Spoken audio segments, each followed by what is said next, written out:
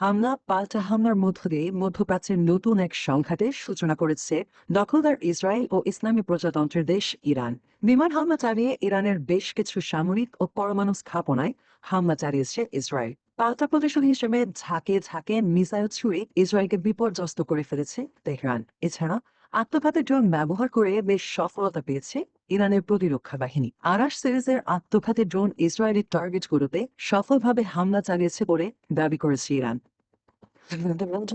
Brigadier general Ahmad Bagheri জানান, অভিযানে missile ও আত্মঘাতী ড্রোন ইসরায়েলের অন্তত 150টি লক্ষ্যবস্তুতে আঘাত হেনেছে, যার মধ্যে কয়েকটি গুরুত্বপূর্ণ সামরিক ঘাঁটিও ছিল।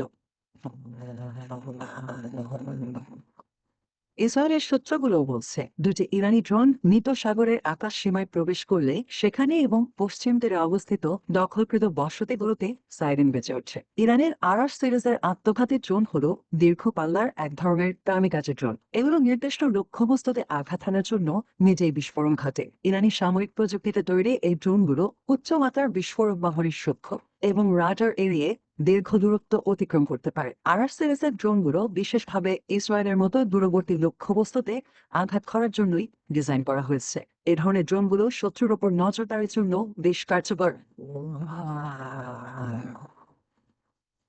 এর আগে ইসরায়েলি গণমাধ্যমগুলো জানায়, ইসরায়েলি ভূখণ্ড লক্ষ্য করে পঞ্চম দফার মিসাইল হামলা শুরু করেছে ইরান। এসব হামলায় ইসরায়েলের টিবেরিয়াস ও গোলান এবং লেয়ার গ্যারেলের বেশ কিছু গুরুত্বপূর্ণ স্থাপনাকে লক্ষ্যবস্তু বানায় ইরান।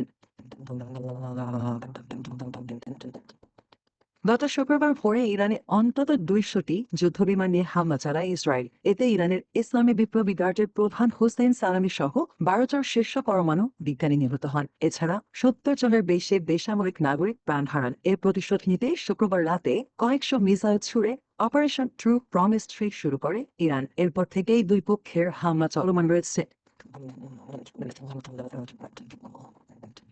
এদিকে ইরানের ক্ষমতাসীন শাসক গোষ্ঠীর প্রতিটি স্থাপনা এবং লক্ষ্যবস্তুতে হামলা চালানোর ঘোষণা দিয়েছেন ইসরায়েলের প্রধানমন্ত্রী বেঞ্জামিন নেতানিয়াহু। হামলা পাল্টা হামলার মাঝে শনিবার এক ভিডিও বার্তায় এই হুমকি দেন তিনি।